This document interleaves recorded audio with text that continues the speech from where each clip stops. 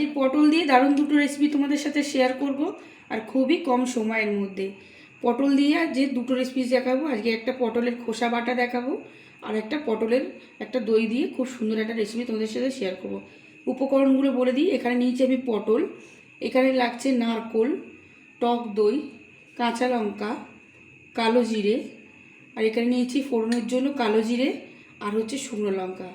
এখানে নিয়েছি গরম মশলা, গোটা গরম মশলা, চালমগজ, চিনি, হলুদ, কাজু বাদাম, নুন, আর এখানে পটলের খোসা ভর্তা করা বাটার জন্য এখানে নিয়েছি আমি কুচনো পেঁয়াজ, কোচানো রসুন, টমেটো আর কাঁচা লঙ্কা কোচানো।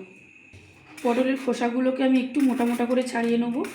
একটু মোটা মোটা করে ছাড়ালে কিন্তু খুবই সুন্দর লাগবে খেতে। সবগুলো পটল আমি এরকমভাবে খুব সুন্দরভাবে খোসাগুলো একটু মোটা মোটা করে ছাড়িয়ে নেব। সবগুলোর পটলের খোসা আমি খুব ভালোভাবে ছাড়িয়ে নিয়েছি। এবার পটলগুলোকে আমি কেটে নেব। দুদিকের মুখ একটু একটু করে আমি কেটে নিয়ে মধ্যিখান থেকে একটু আমি করে চিড়ে দেবো।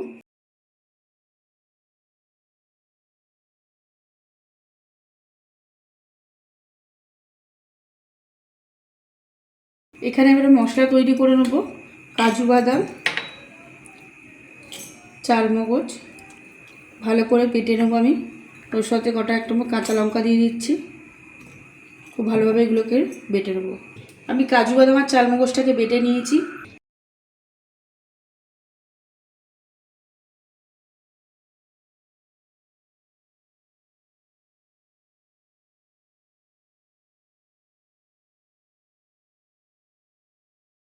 নারকেলটাকে আমি ভালো করে বেটে নেবো। পটলগুলো কিন্তু দু পিঠই খুব ভালোভাবে ভেজে দিয়েছি। পটলগুলো এবারে তুলে নেবো আমি তেলটাকে জড়িয়ে জড়িয়ে। পটল ভাজা তেলের মধ্যেই আমি এখানে গোটা গরম মশলা ফোড়ন দিয়ে দিচ্ছি। একটু সামান্য কালো জিরে দিয়ে দিলাম। ফোড়নটা একটু লাল করে ভেজে নেব। ফোড়নটা লাল করে ভাজা হয়ে গেছে। এবার এখানে কাজু বাদাম আর চালমগজ যেটা বেটে রেখেছি দিয়ে দেবো।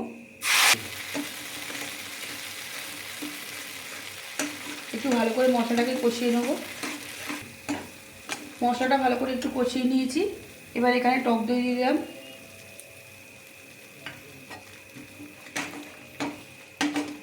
টক দইটা যতক্ষণ না তেল ছাড়বে টক দইটা ততক্ষণ আমি একটু কষিয়ে নেব।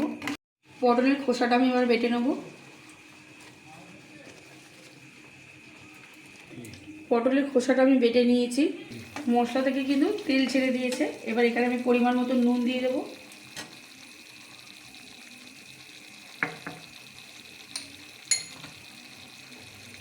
চিনি,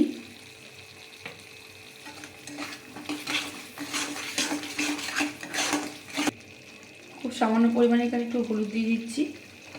হলুদটা তোমরা চাইলে নাও দিতে পারো এখানটায়।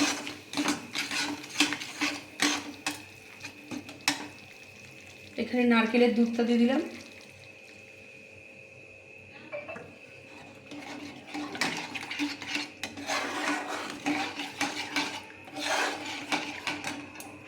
এবার এখানে ভেজে রাখা পটলগুলোকে আমি দিয়ে দেবো।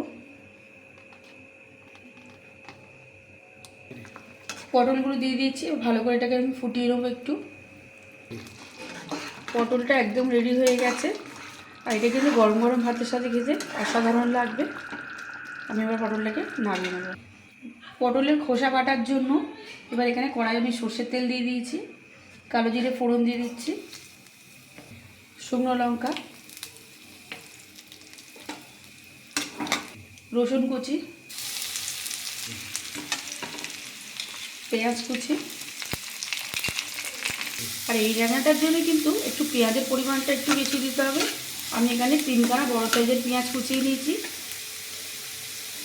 একটু হালকা ভাজা হয়ে গেলে এবার এখানে পটলের খোসা বাটাটা দিয়ে দিলাম। ভালো করে এবার এর সাথে আমি মিক্স করে দেবো। দিয়ে এটা আমি ভালো করে ভাজতে থাকবো। এটা কিন্তু কড়াই নাড়তে নাড়তে একদম শুকনো ভাব হয়ে যাবে। এখানে অনেকটা পরিমাণে জল শুকিয়ে গেছে। আমি এবার এখানে পরিমাণ মতো নুন দিয়ে দেবো। আর এখানে কাঁচা লঙ্কা আর টমেটোটা দিয়ে দিলাম।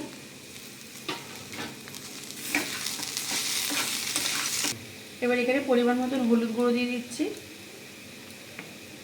আর নারকেলটা আমি যখন বেটেছিলাম অল্প একটু নারকেল বাটা তুলে রেখেছিলাম, নারকেল বাটাটাও দিয়ে দিলাম। তোমরা এখানে নারকেল কোড়াও দিতে পারো। এটা কিন্তু ভালো করে আরও কিছুক্ষণ ধরে এটা ভাজতে হবে। এটা মোটামুটি ভালোভাবে ভাজা হয়ে গেছে। এবার চিনিটা আমি দিয়ে দেবো উপর থেকে। পটল দিয়েই কিন্তু দুটো দারুণ রেসিপি তোমাদের সাথে শেয়ার করলাম। তোমরা এরকমভাবেই দুটো রেসিপি বাড়িতে তৈরি করবে, গরম গরম ভাতের সাথে কিন্তু অসাধারণ লাগবে। আর আজকের ভিডিওটা যদি ভালো লেগে থাকে তাহলে প্লিজ একটা লাইক, কমেন্ট, শেয়ার। আর যারা এখনও পর্যন্ত আমার চ্যানেলটাকে সাবস্ক্রাইব করোনি, প্লিজ তাদের কাছে অনুরোধ রইল আমার চ্যানেলটাকে সাবস্ক্রাইব করে আমার পাশে থাকার জন্য। আর পটলের খোসা বাটাটা কিন্তু একদম রেডি হয়ে গেছে। আমি এবার এটাকেও নামিয়ে নেব।